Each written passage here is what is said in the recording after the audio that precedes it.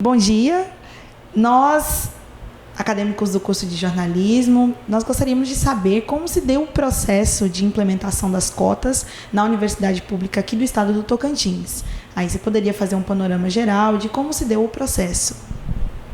Bom dia, inicialmente, um prazer tê-las aqui conosco, falando de um assunto muito interessante, um assunto importante onde a Universidade Federal Tocantins, no cenário das universidades federais, foi a pioneira, a grande protagonista, quando teve a coragem, a ousadia de aprovar em seu Conselho Superior uma política de cotas específicas para os quilombolas e indígenas. Na verdade, já havia uma discussão interna na universidade, obviamente também fruto de uma pressão da comunidade, que representa esses grupos aqui dentro da universidade, pleiteando um tratamento diferenciado e justo para esse pessoal. E isso, na época, o então reitor, professor Alain Barbiero, com muita coragem e muita percepção, colocou esse assunto em discussão, e isso foi para aprovação, e o Conselho Superior aprovou essa proposição. E a Universidade Federal Tocantins então assumiu o protagonismo, que depois, na sequência, isso foi seguido por outras universidades brasileiras. A nossa avaliação foi uma decisão muito, mas muito acertada, considerando as características e especificidades desse público e do Tocantins. Então entendo que foi e tem sido uma política acertada. Depois o governo federal, o MEC, através da sua política de assistência estudantil, ampliou essa possibilidade, e acredito que hoje nós estamos aí no outro patamar de discussão, que obviamente diz respeito a reforçar ou garantir, através de um projeto ou de uma lei, a Política Nacional de Assistência Estudantil, que hoje os recursos são garantidos via decreto. Então eu penso que realmente isso foi uma política acertada, e a universidade assumiu o pioneirismo dessa ação. A Universidade Federal Tocantins, segundo o estudo recentemente publicado pelo Fórum que trabalha as questões de assistência estudantil, mostrou que um estudo nacional, onde nós tivemos aqui só no Tocantins mais de 5.000 alunos participando dessa pesquisa nacional, que dá um retrato, um panorama das características, do perfil dos alunos presentes em todas as universidades, e especificamente aqui na Universidade Federal Tocantins. Então hoje nós temos aí são 83,9% de estudantes que têm um grau de vulnerabilidade elevado, ou seja, se enquadram dentro dos critérios de vulnerabilidade, com renda per capita inferior a um salário mínimo e meio. Nossos alunos hoje são predominantemente oriundos das escolas públicas, e nesse contexto se inserem então os indígenas e quilombolas. Há uma política do governo federal em relação àquela política da Bolsa Permanência, uma política de assistência estudantil que visa, acima de tudo, criar condições para a permanência desses grupos na universidade. O fato é que antes desse período, ou antes da criação de cotas, nós já tínhamos indígenas e quilombolas dentro da universidade, mas a partir da institucionalização da política de cotas, então isso ficou mais reforçado. Esse grupo, de certa forma, passou a ter uma proteção, ou assim dizer, uma garantia de uma reserva de vagas dentro da universidade. Isso foi e é bastante positivo, e eu vejo que a partir disso aí, e é naquilo que a gente tem trabalhado, no sentido de reforçar as políticas de assistência estudantil, porque uma coisa é você garantir o acesso, a chegada desses alunos, desse público à universidade. O grande desafio é fazer com que esse aluno permaneça na universidade, e não só permaneça, permaneça com qualidade, com condições de igualdade perante aos demais alunos, e que tenham condições efetivamente de cursarem os cursos que escolherem, com qualidade, e ao final do ciclo formativo estarem aptos ao desempenho de suas funções aí no mercado de trabalho. falando sobre essa questão, né, nós notamos que a política atual do governo, ela aplicou, né, a modalidade de contingenciamento das verbas que são repassadas para as universidades. E nós gostaríamos de, frente a alguns posicionamentos que o próprio governo tem se colocado, né, em relação às cotas, nós gostaríamos de saber como a nossa universidade, né, a Universidade Pública do Tocantins, e o senhor, né, como reitor, vê e reage frente a algumas questões que são colocadas mesmo em âmbito nacional. Bem, essa situação preocupa a todas as universidades públicas, né, as universidades, os institutos. Esse contingenciamento anunciado 30% linear, no geral, mas que na verdade há variações e no nosso caso específico chegou a 43%, né, do contingenciamento do nosso custeio. Isso impacta diretamente a manutenção e as atividades da universidade e envolve isso todas as categorias. Especificamente em relação aos recursos da assistência estudantil do PNAES, né, esses recursos felizmente não foram afetados. Mas o fato é que a redução do custeio impacta no funcionamento da universidade. Então, o que adianta você ter garantido o recurso da assistência estudantil se as atividades do dia a dia da universidade não tem a garantia da continuidade? Tá? Então, nesse aspecto, isso nos preocupa muito.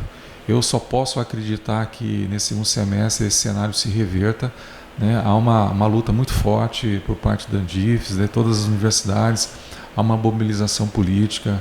Em Brasília, na Câmara Federal, foi criada uma frente parlamentar que envolve não só deputados, mas senadores também, aqueles que têm simpatia e interesse pela defesa da educação brasileira, de forma a pressionar o MEC no sentido de rever essa postura, né, do contingenciamento, porque isso, sem dúvida alguma, afeta a sobrevivência de todas as universidades e, consequentemente, a garantia da permanência desse público, ou de todos os públicos dentro da universidade, né? Porque quando se tem ameaçada a continuidade das atividades da universidade, afeta não somente, né, aquele público que está protegido por uma política de assistência estudantil ou que chega através de uma política de cotas, mas também aqueles outros alunos que não participam dessas cotas, mas que estão aqui dentro da universidade, né? Então, é um momento delicadíssimo, é um momento realmente complicado por conta desse cenário político e econômico que o Brasil vive hoje. Mas eu sou otimista e espero que isso possa ser revertido. A nossa universidade, ela tem sentido muitos impactos frente a essa política que tem sido implantada. E qual é a estratégia que a Universidade Federal do Tocantins tem colocado, né, para reverter, né, esses impactos? E se houverem maiores reduções, como a universidade ela vai se posicionar em relação a isso? É importante dizer que o declínio, né, do financiamento das universidades públicas brasileiras, ele não aconteceu agora, ele já vem acontecendo desde 2014 para cá. Nós temos experimentado esse declínio. Então, a UFT, antecipando a esse cenário de declínio, nós nos organizamos internamente através de uma revisão de todos os contratos terceirizados, redução de custos gerais, diretos e indiretos, de forma que nós pudéssemos, né, manter as nossas atividades.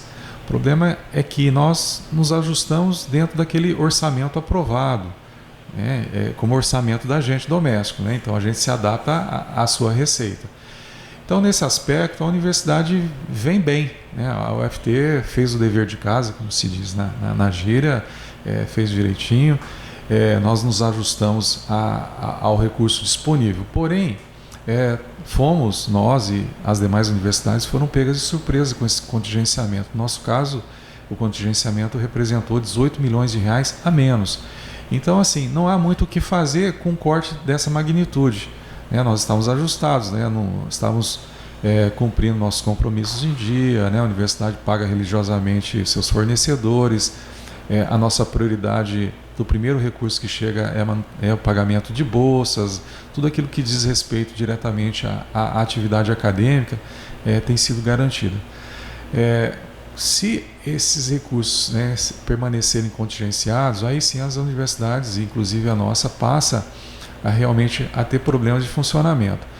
Nós não vamos parar a nossa atividade, a gente segue até o final do ano, mas isso vai comprometer certamente, né, alguns compromissos que nós temos, ou talvez teremos que fazer opção, de determinado mês você paga um fornecedor, deixa de pagar outro, mas enfim, isso afeta diretamente as atividades. E é importante dizer que hoje, nominalmente, o orçamento 2019 é semelhante ao que nós tivemos lá em 2014, ou seja, não houve reajuste, e de 2014 a 2019, né, passaram-se alguns anos e todos os contratos são reajustados, a tarifa de energia elétrica é reajustada, então os custos operacionais de manutenção da universidade eles crescem, né, em que pese todo o esforço que nós fizemos de revisão, né, de todos esses contratos, né, vocês perceberam a redução dos vigilantes, da limpeza, dos recepcionistas, motoristas, né? Então foram medidas que nós tomamos ruins,